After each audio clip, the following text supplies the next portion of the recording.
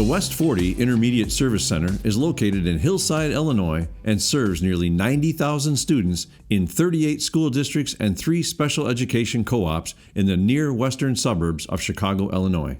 We provide a wide range of services, including school improvement planning assistance, networking, coaching, personalized training, and online and in-person group training and classes. We also provide health, life safety, and compliance inspections, as well as background checks, a professional testing center and licensure service to educators and the districts we support. The largest part of our organization is focused on directly serving 1,600 students in our regional safe schools and in our alternative learning opportunities programs. In all we do, we are committed to our mission to meet you where you are, to be what you need, to walk further with you, and to stand strong with you. In this session, Executive Director Dr. Mark Kleisner, his Assistant Director Dr. Michael Popp, and Director of Professional Learning Mrs. Susie Dees will explore how our mission has guided our leadership through the tumultuous times we have faced during this pandemic. Well, here we are in the evening of November 3rd, and we've been meeting this way for quite a while now. Little faces on a screen instead of face-to-face like we used to be. I was thinking about how long we've been doing this. And when we go back to when that governor gave the order that we needed to shut things down, that was right around the middle of March. And so, Susie and Mark, what was life like for you back then? What were you doing when this first began, where we had to learn this life of Zoom?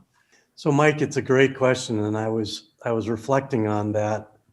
My first recollection of this was the 1st of March, and I was visiting my father in the San Francisco Bay Area.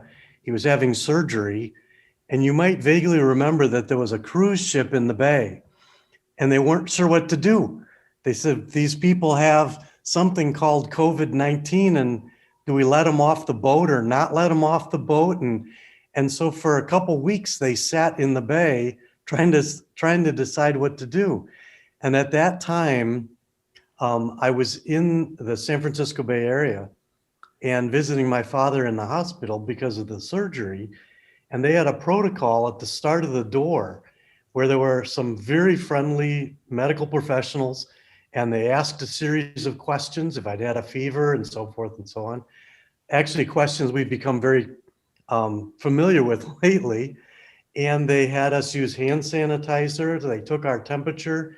This is months before it really became real in Illinois. But I was living it then, and people just were not sure what this was going to mean and what it was going to look like. And at that point, for me, COVID was contained on a cruise ship in the San Francisco Bay. And then I came back to Illinois, and it kind of, the reality hit as I came back to Illinois, and we started to hear from our governor and concern across the nation and across the world. So Susie, what do you remember from March and when all of this crisis and adventure started? So for me, I travel around a lot around the state. And so I was in Hillside for our cabinet meeting on the 9th, and then in Springfield for our IARSS meeting that everybody was in person. And that was on March 10th. And we all, went out to dinner that night, and we were talking about what was probably coming down. And then the next day, there were several of us that were going to Normal, Illinois, Central Illinois, to be part of the Women in Education Learning Leadership Conference. And the talk was, do we go? Like, this is an event with 400 people. Do we go? And so one of the assistant regional superintendents decided she wasn't going to go. And so we go to this conference that starts at 4:00 in the afternoon with a reception. And it was surreal because, people are normally hugging, and especially at this kind of event that's set to be in the evening, that, there are hors d'oeuvres, and it's kind of like a party atmosphere. And people just didn't know how to be. And I felt like I had to go because I was hosting a bunch of people from out of town up in our area and taking them out to dinner. So we had a couple of principals. I had an assistant superintendent of one of my schools, a director of curriculum and instruction, a couple of our ALAP folks. So we went out to dinner and everybody tried to pretend that things were normal. And the next day was when it really hit that people were twitchy for sure. You know, you see all these superintendents, all these important people, and our keynote speaker was Jenny McGura, and she's a really important person at Google, and the head of Google told her she couldn't come, and she said, no, I have to come because these are my people. And her whole keynote speech, so she defied her boss's order and came to Normal, Illinois to do this conference because she is an educator too. And as the day progressed, people started peeling off. So people were looking at their phones repeatedly. And, you know, you'd hear somebody say, I got to go. I just got to go. My staff needs me. And, you know, it just, by the time the event ended at 4:00, I think IPA, the Illinois Principals Association, who had put on the conference, all the swag that they gave out, ironically, were hand sanitizers. And, you know, I kept sneaking up and grabbing more and more. And I didn't even know that in the days to come, how helpful those would be. But it just, I don't know. I just remember this sense of nobody really being sure what the right thing to do was. Interesting you say that. You know, some of my first recollections of this crisis were that we as educators think of crises in very limited time. We think of a fire, a tornado, a flood. We tend to think about crises in a very small, finite amount of time. And our governor, when he first discovered that, or first discussed the idea of closing schools, he talked in 2-week increments. This is going to be over in 2 weeks.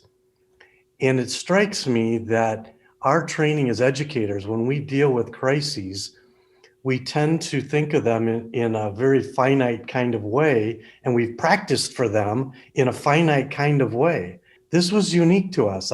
Frequently, I said to people in the spring, in January, we were trying to figure out how to do remote learning for 1 day during snow. All of a sudden, we're doing it for 7 months.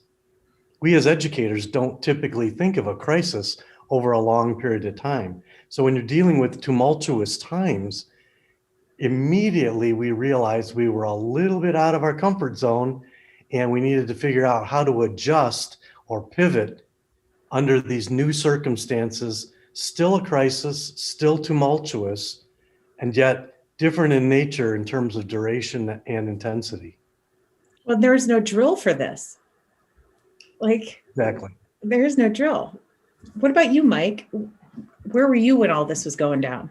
Yep. So I like to read the news a lot, and I like to read it more than I like to watch it on TV. And I had been, you know, really keeping up with what was going on in Europe, and you know, I love Italy. You know, to start to see what was happening there, and the actions that were being taken, it was close to home because I love the place, but still far enough away where we were acting somewhat normally. But at the same time, I was bothered by it that you know, we kept hearing, oh, this isn't a big deal, it's not going to impact the United States, but yet it was still there. And I had this moment with my wife that a few months earlier we were in Costco, and this guy was, you know, wheeling out this chest freezer. And I'm like, oh, we got to get one of those one of these days. It's really going to come in handy. Someday we're going to wish we had one. And here I was, as this started to get closer to home, I'm on the Best Buy website looking to buy a freezer, because at that point, I was already thinking, this is happening everywhere else in the world. Why isn't it going to happen here? And I remember going to that IARSS meeting. And if you remember, the hotel made a little error with our room, with a meeting room space. And we got put down into a basement room, and we were packed in like sardines. And it was the most uncomfortable. Everybody was uncomfortable. Everybody was like, we probably shouldn't be here, probably shouldn't be doing this. And we couldn't have gotten out of there fast enough. just such a strange time. And I know for me, when we talk about crisis and dealing with crisis, we always think in crisis planning, you have to take care of yourself to take care of others. And I go back to, okay, why was I worried about getting a freezer? Make sure the family has food, making sure my mom was taken care of, making sure my in-laws had food. They don't get out that much. And so were they all okay as we were moving towards this shutting things down so much here in the state of Illinois? And then it got to when we got closer to the order coming. We were scrambling with our safe school, making sure they had a plan to be able to serve kids as best as possible. Our alternative learning program doing exactly the same thing. How were advocates going to act?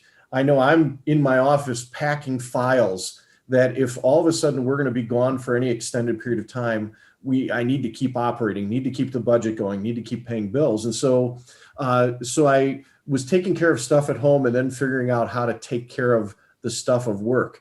Again, though, not knowing that we'd still be doing it this way, 7 months later. So Mark, you used the title of our presentation here, leading in tumultuous times. We've talked quite a bit about that topic. The successful leaders, the ones who are successful when times are good and things are going well, and when things are going poorly, the real successful leaders have one thing in common, and that is that they're a part of an organization that embraces their mission statement. And West40 is a place that does that. And so when we talk about we take care of self, but we take care of others, everything West40 does is about service to our students, service to students across other districts, and then to the staff in those areas that serve those kids. But Mark, could you talk a little bit about what the West40 mission is, and then how that played a role at the beginning of this, this time of incredible uncertainty back in March? Mike, I'm so glad you brought that up. So our mission statement says that we will meet you where you are. We'll be what you need. We will walk further with you, and we will stand strong with you. That mission statement was not designed for a COVID crisis. It was not designed to get through a month or 2 months or 6 months of crisis. We chose that because that's really where our heartbeat is.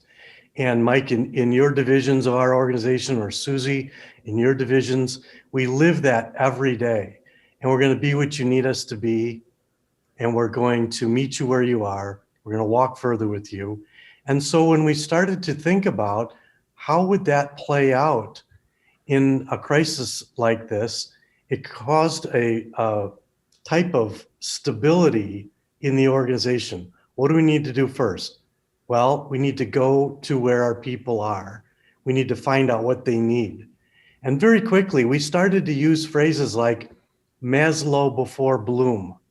How do we make sure our students are fed? Do they have roofs over their heads? Do they have bus passes to get to the food pantry to get what they needed?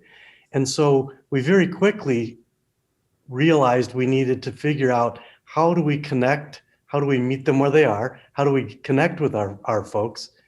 And then how do we provide what they need and walk further with them? This was going to be a journey. We learned very quickly that this was not going to be a moment in time like we talked about a little bit ago. It wasn't a fire drill at 2:00 in the afternoon. We started to measure it in weeks. And so how were we going to walk alongside and be strong? And that became very quickly, we congregated our leadership team and we started to learn about Zoom meetings, and we figured out how we were going to connect so that we could work through that mission. And not only for the students and the staff, teachers and districts we serve, but we started to realize we needed to ask the exact same questions for our staff. We needed to ask, where are you? How are you doing? And we started to ask our leaders, have you contacted the people on your team? Have you made sure they're okay? Do they have what they need? Again, we were living our mission. We're going to meet them where they are, be what they need us to be, and walk further with them and stand strong with them. we never designed our mission statement to be a crisis plan. But when the crisis arose, that mission statement provided the keel that kept our boat sailing straight, and allowed us to ask the essential questions we needed to address those whom we serve.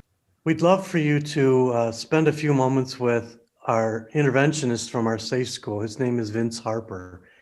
And Vince addresses the issue of reinventing ourselves. Suddenly we were doing things very differently than we'd ever done before. But as long as we were putting our mission first and being what we needed to be, we found that we had to find ways to reinvent ourselves so that we could be what was needed. Let's take a few minutes to listen to Vince talk about this transformation. Just being there working for the staff, feeding the teachers so they can feed and pour into the students, and making sure that we have creative professional developments now, not every month, but every week. We're doing something as a staff via Zoom, myself and Mr. Crawford putting together some great PDs for staff. So that's been a big adjustment, but it's just what's needed. You have to be reinventive, because if you don't, in these times, a lot of people are going to be lost, and there's not going to be as many success stories. So if anything, it's an opportunity to be bigger, better, stronger. And I welcome it personally. I keep going back to one of the pillars of our mission statement, that will be what you need us to be. Nancy is the leader of our truancy department. She works with pregnant teens. She works with new parents, trying to make sure that they stay engaged in school so that they can graduate. And her leadership has changed since March. Here's Nancy. It's also been a lot more of providing resources for the families, not only them and their baby, but for their family. So providing, this is where the nearest food pantry is, the list of resources that West40 has put together. I have given to a lot of my students because they're just in need of the basic needs right now: food, clothing, shelter. And they're not really worried about being a better mom or being a better parent right now. So Mark, I want to talk about who we serve. So I want to ask you about, what was West40 before this began? And then Susie, I'd like you to pick up after that. Mark is over and over, because that's who we are. We talk about being what you need. And I know you had a role in helping to organize all this incredible information we were starting to put together to get out to families. But Mark, who is West40? Could you describe where we are, who we serve, what kind of programming we have? Absolutely, Mike. I think that sets a really good context. So we are an education service agency, and our AESA is just west of Chicago. In Illinois, we're called an intermediate service center, and we oversee 41 entities. It's 38 school districts and 3 special ed co-ops immediately west of Chicago. I often tell people, if we walk out our front door and look to the right, we can see the Willis Tower down the expressway. That's how close we are to Chicago.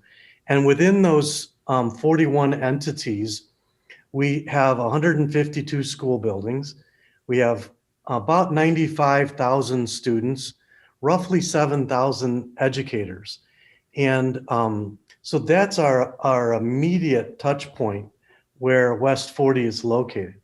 I also have the opportunity to serve as the president of IARSS, and that's the Illinois Association of Regional Superintendents of Schools. And that is the 38 offices like ours across the state of Illinois. Illinois has just under 2 million students. And as president of that organization, I am able to connect and serve and try to be a resource to all 2 million students across 852 school districts in Illinois. Mm-hmm. That kind of sets a context of where we are and who we serve. Yes, and so we're serving in these districts, over 90,000 students. But then we direct serve. This year, I think our number is going to be close to 1,600 students. The bulk of them in alternative learning opportunity programs, where we have staff embedded in schools, and then a small group of students in our regional safe school, in our middle school, and our high school. And then we have a small truancy program where we have 3 staff members working in a couple other districts. And so there's this big picture of kids that we indirectly serve, and then this other picture of kids that we have staff working with them every single day, being what they need. So when we think back to March, we have a director of one of our alternative learning opportunities programs. Her name is Monique Holloway. At the beginning of March, we called her Monique. Now we have to introduce her as Dr. Holloway. Not only was she serving our staff and students at a really high level over these last 7 months, but in her personal life, she was finishing up her coursework, finishing her dissertation, and successfully defending that. And here's how she led during these times. E-learning that has been put in place right now has really caused some people and some students and families to really feel isolated. A lot of people look for interaction with one another. Some kids have been successful with the e-learnings, and many of them have not been because of maybe not having technology. Internet's not working properly, having multiple siblings in the house. One of the things West40 has done is the staff has ensured that the students have internet support, making sure that they do have working laptops, reaching out to the schools to find out what resources are out there to make sure that the students can be successful. And so, Susie, I'm going to toss it back over to you. If you could pick up on that concept of what happened. You know, Mark said we had to look at Maslow first before we went to the higher order. And so what was your role in that? Well, as a member of cabinet, you know, it was very clear on March 16th when we were meeting that our at-risk programs, they were focusing on kids and families and making sure that everybody had the devices they need, that they were connecting to schools in the way that they did, that they knew where the food was. And so as I drove back to Central Illinois after packing up my office, all I kept thinking about is, what do my teachers need? What do my administrators need? Presuming their Maslow has been met, then they would need resources, because this is not e-learning. This, you know, we were told in two week chunks of time, but our, you know, Mark and Mike, you guys were telepathing to us, this is going to be much longer than 2 week chunks. Like, this is what the public can digest right now. This is going to be much longer. And so that's when my team jumped into action, and we thought, how can we complement that, you know, helping with resources. So we started down that path of cultivating all the different types of resources that were out there. Everybody was getting bombarded from vendors to buy things, but there are a lot of really good resources out there that don't cost anything. And so, you know, teachers needed something like to feel in control. And so that's the one thing that my team could do, is start cultivating all of those different resources to put out there, like, okay, here's the information that the state agency is putting out. Here's the information from the governor's office. Here's how you talk to kids about washing their hands and what this virus is. Here are some lesson plans ready to go that you can just use. Here's how you use Zoom. Here's how you use Google Meets. Here's how you use GoToMeeting. All of those types of resources. And we didn't invent them. We just brought them all together in one place. And so that was something that we could control. And that's what we tried to do, is what can we control? And we can control the resources that we put out to help people. And Susie, am I remembering correctly that the list of resources that you designed eventually evolved into over 300 current resources that people could access? Yeah. And by connecting with our leaders. So because we have such strong relationships with our leaders in all of our districts who come together for networking, through one of our networking meetings, one of our directors said, hey, I think we need more English language learner resources. And I said, oh, I don't have that capacity. And she said, but I do. And so she started, I connected her with the State Board of Education person so that they were working together and building out that tab of our resource document, where we didn't have, or my team and I didn't have the specific capacity. We reached out to our districts and said, hey, what do you have? Let's all do this for the greater good. So Susie and Mike, I think I'd like to see what you think about this thought. Earlier, I used the metaphor of a ship or a boat and its keel. It was my perception that as we tried to be stable and sailing forward, what happened next was people started gravitating to us. Susie, I think a couple of your networks said, hey, we need more. Right. Go ahead. So when we knew that our next network wasn't going to happen in person, which is how we normally met, people would come and gather at our office once a month on the designated time and day. We said, okay, starting April 1st, we're going virtual. We started out with GoToMeeting and then found later on that we liked the Zoom platform better. But my curriculum directors specifically said, we can't wait. We can't wait until then. And we don't want to meet once a month. We want to meet every week. And that working group of curriculum directors came together. And one of the first things that they attacked specifically was when the state put out guidance about grading.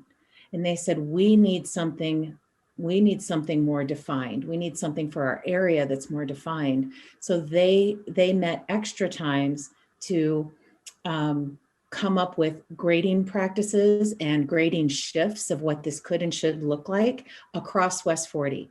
And then gave it out to all of our districts and said, take what you like, change what you don't, but this something that's common among our 41 entities. If you need something, here you go. So they also wanted something for themselves, and they just started sharing like crazy the surveys they were putting out to parents. And then everybody had access to them because we have a shared folder.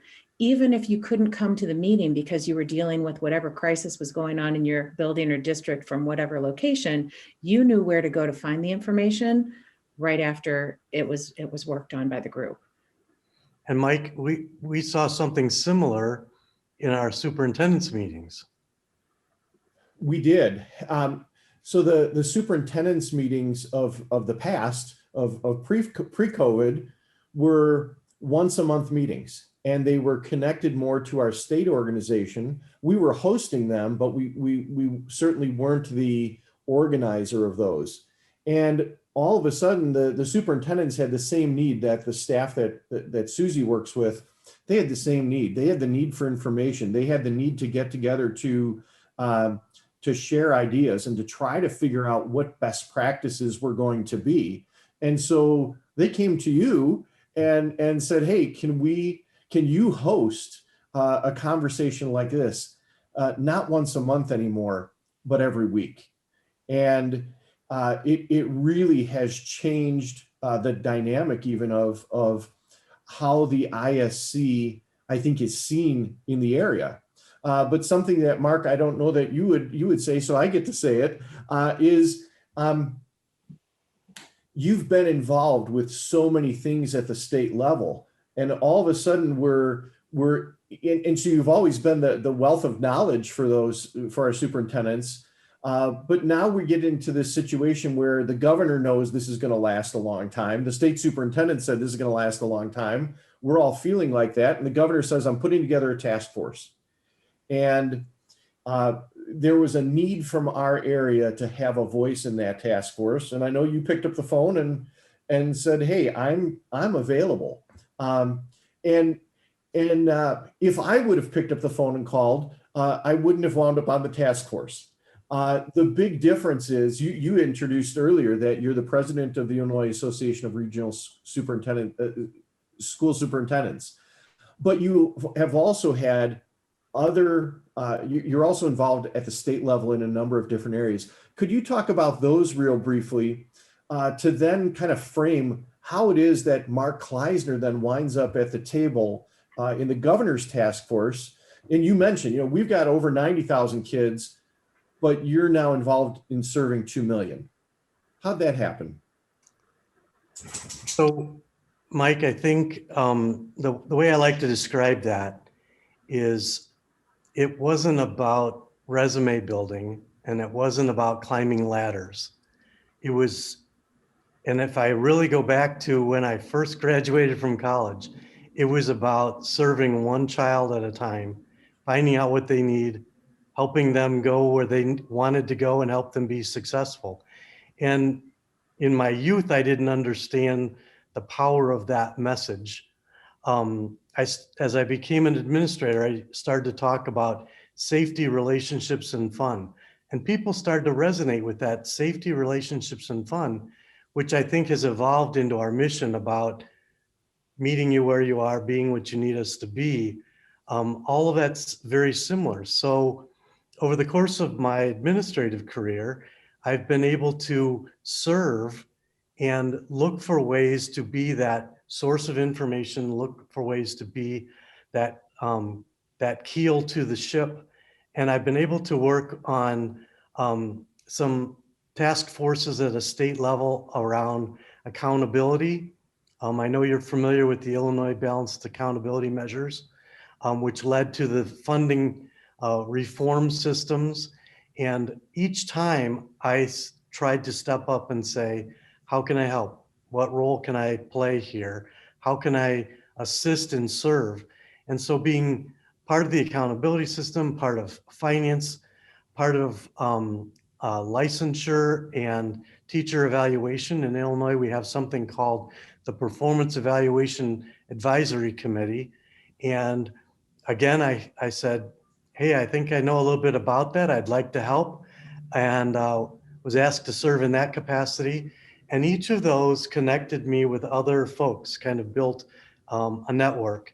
And looking for new ways to serve, as we've gotten into a teacher or educator shortage crisis, people said, hey, you remember that guy, Mark?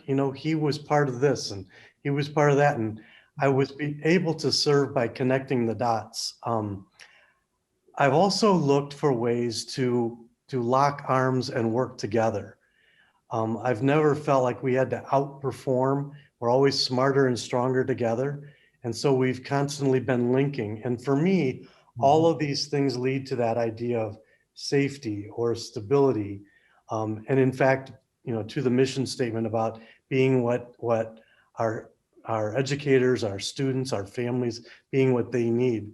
I've been asked, as I've chosen to serve and be available whenever I can, there have been a few rare chances then when folks have said, wouldn't you like to be on the board? We'd like to have your voice at a different level.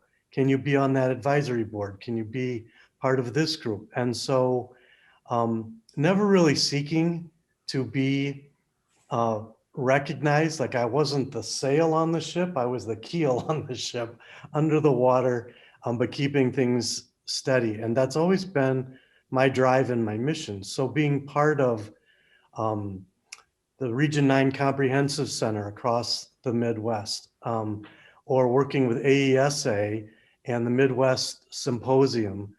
I remember, Mike, when I first started at West40, and I had a vision of how we could change the region, those 41 entities that Susie was talking about. And it didn't take long, and the staff members around us that were embracing our mission started to say, well, why would we stop in West40? Why don't we talk about Area 1? Why don't we talk about Chicago? Why don't we talk about Illinois? Why don't we talk about the Midwest? And now, actually, by way of this discussion, we're able to share what we're learning with people across the country. And that has been about putting servant leadership first, trying to be steady, solid, providing good information, and finding ways to serve. And I hope anybody that is watching this, that they don't feel like this repetition of mission is, that it is just repetition and they're getting tired of it. Because what I hear from you and what I've seen over the years is that you're living it. And by living that concept of service in all those areas that you have served across the state, that positioned you for this time. That's what got you here as far as the ability to lead in tumultuous times. Just staying with that mission. And you know, those who serve really well, they're called upon to serve more and more, I think, right? And that's what's happening right now. That people are looking to you, people are looking to Susie Dees for that assistance to help them through this. And Susie, if I can go back to you real quick, you had talked about seeking assistance, like for the EL example that you gave, that we didn't have the expertise, so you went and you got it. That's what West40 does all the time. Our student advocates, when they have a family in need and we don't have the resource, part of the advocacy is to go out and find it, to go out into our community and cultivate that partnership, again, being what that family needs. It's that whole concept of connecting communities. And that's happening in your arena, that's happening in the arena with Mark and myself and our superintendents. It's happening with all those resources that the staff you worked with put together to give to the advocates and the teachers to share with families. It's this whole concept about leading in tumultuous times and leading successfully is all about staying true to your mission. And it's not a problem to say we don't have that resource. It's only a problem if we then don't take that other step to say, well, we can go get that resource. We can go find that answer. And we never stop looking. We're always working to find that thing. Susie, I cut you off. What were you going to say? Oh, okay. I was just going to say that something that I think that bears mentioning that we've talked about is also the importance of building up the leadership within the organization. So, you know, a lot of what Mark is talking about when he talks about his connections and always being willing to serve, because of all of, you know, being in the room where it happens, is he then has all the great information that we can disseminate to our people. And one of the things that in tumultuous times is very calming is to know information. Mm-hmm. And so being able to share that information, both, you know, externally with our district folks, whether it's the superintendents or the curriculum directors or the special ed directors or all of those people, but also our internal leaders, and how you two so masterfully brought in that next layer of leaders right away, starting on March 16th, to start including them in the conversations, to let them know what was going on so that they could also let their people know what was going on. We have an organization of about 135 employees, and being able for all of our 135 or so employees to know what's going on and what to expect and be able to be part of it was very intentional and also empowering. And what it led to is then, like, we didn't, you know, we said that we didn't have a drill for that. We didn't have anything in our crisis manual for a pandemic. So we built something during that time. And we took a small group of stakeholders from that leaders group to do that work. So we kept working throughout all of it, which I think was very, very helpful. It was very helpful for me, but I know it was very helpful for my fellow leaders in West40. It helped with that purpose. Thank you for bringing up that leaders group, Susie. So there was another story that goes behind that one. I really appreciate the way you said it.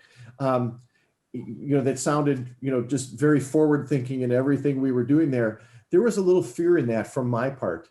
I remember talking to Mark about, the numbers that we were starting to see around the world, not just here, but it was coming. Part of the conversation was, hey, what if we have staff members who get sick? What if our area directors are not able to function? Who then is leading that group of staff members they have in that particular area of West40? And so there was this practical side of bringing that next layer of leaders, those site coordinators into the leadership team. that we wanted to build more capacity than we had already. And you're right. It was then, if they had the information, they could better serve the staff under them. And then if they had to lead, they were ready to step up. And I think that, again, even though that was that little fear on my part, like, what if this bad thing happens? That took us in a different direction too. And you mentioned crisis team. So not only did we write okay, how do we respond in a pandemic? And we can point to, what did the Safe School do as far as figuring out this distance learning piece, this remote learning, and what did the advocates do differently? And they wrote their manual. We added to the crisis plan, but then, as you said, a small group of us got together and formed a crisis response team that would be ready if we had a horrible situation happen. We lost a staff member, we lost a student.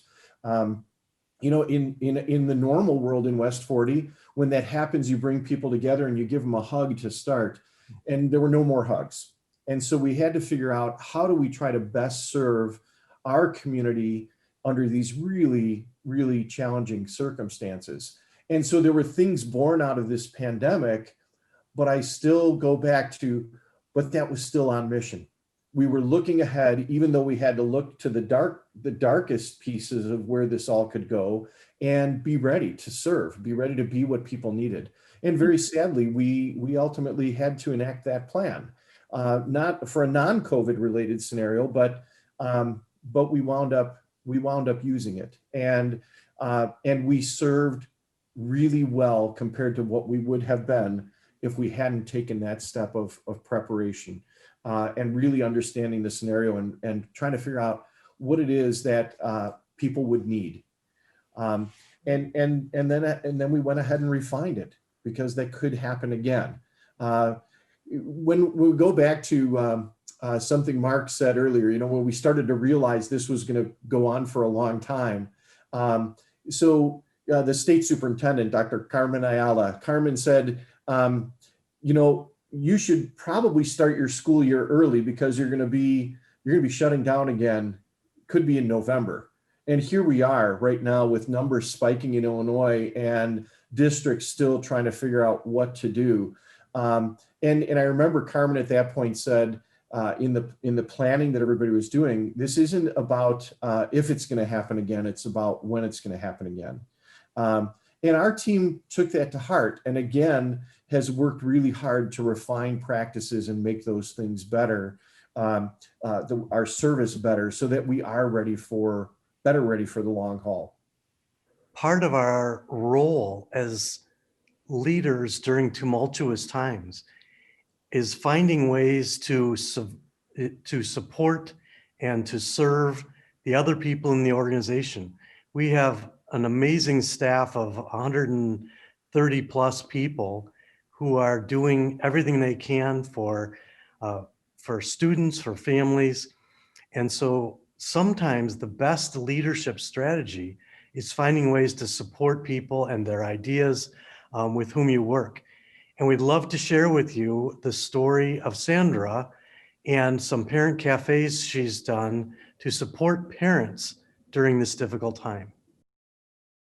And the mission of West40, we list a few things of, we will be there where you're at, and we will be there for you. And the very last one, where it says we will stand strong with you, I always think about during this pandemic, we were all in a crisis mode, if you will.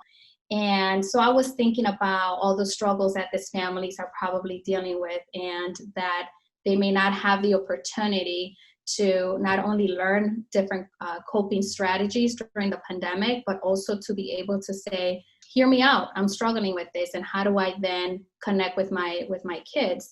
I decided to do a 6 p.m. Session. So it was 2 sessions, one in English, one in Spanish.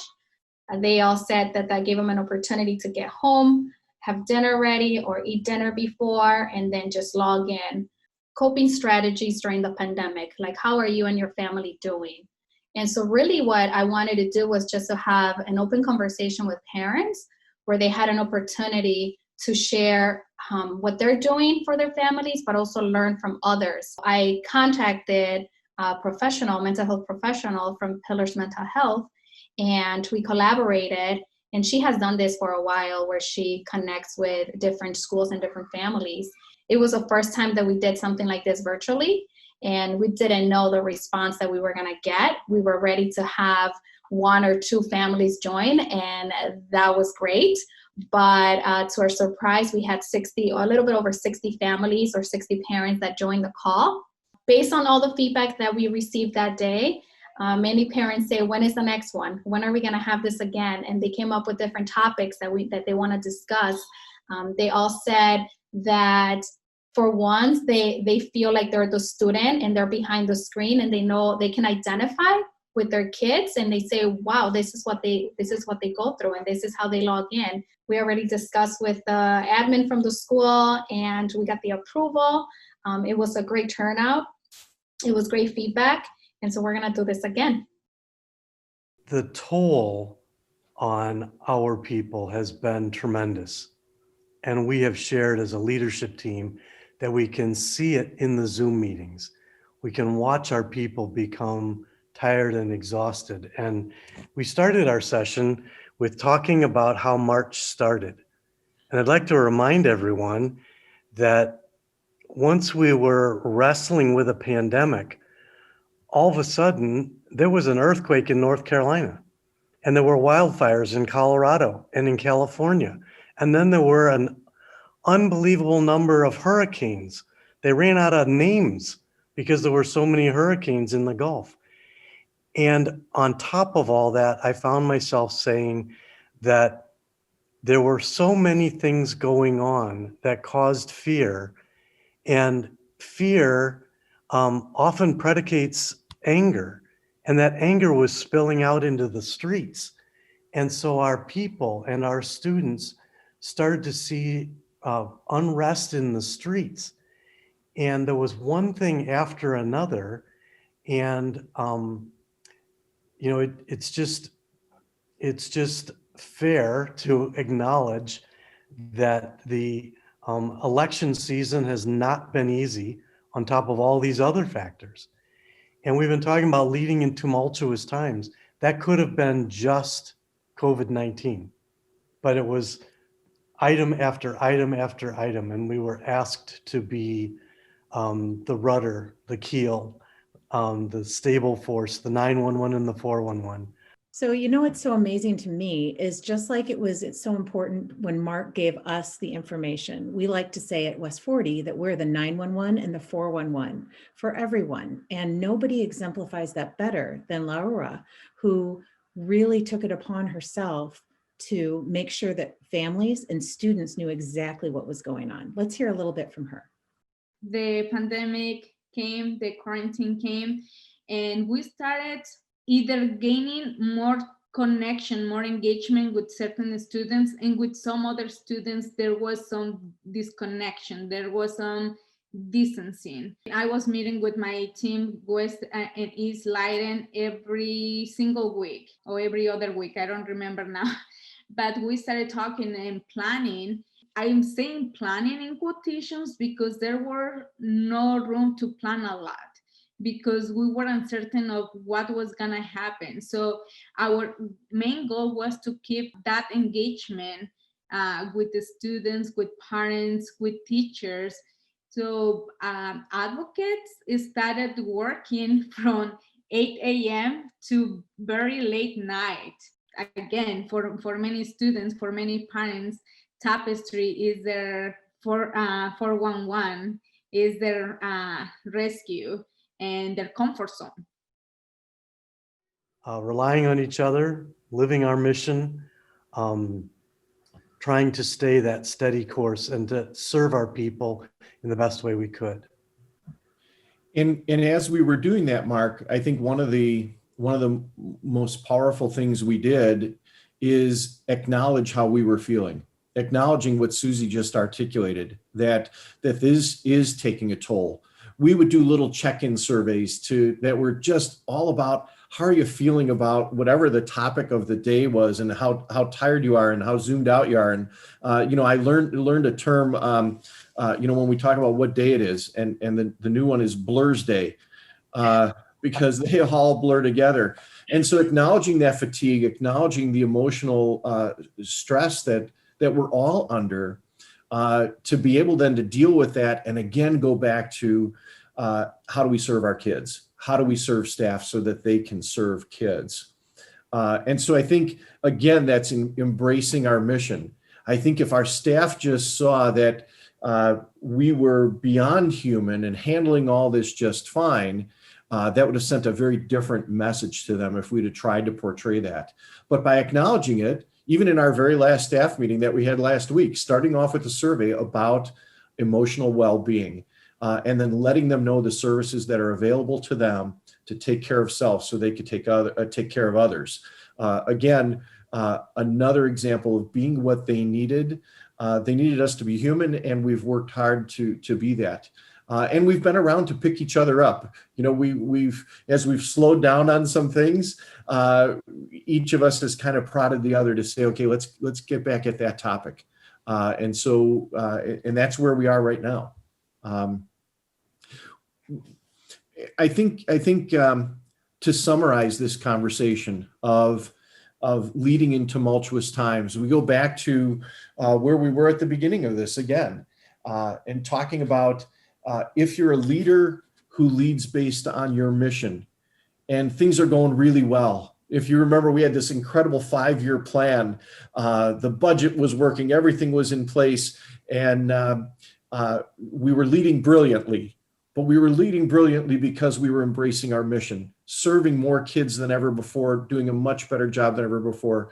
If you embrace that mission when the tumultuous time happens, you're still going to be an exceptional leader because you're living what you said you would do in the service to others. Very well said, Mike.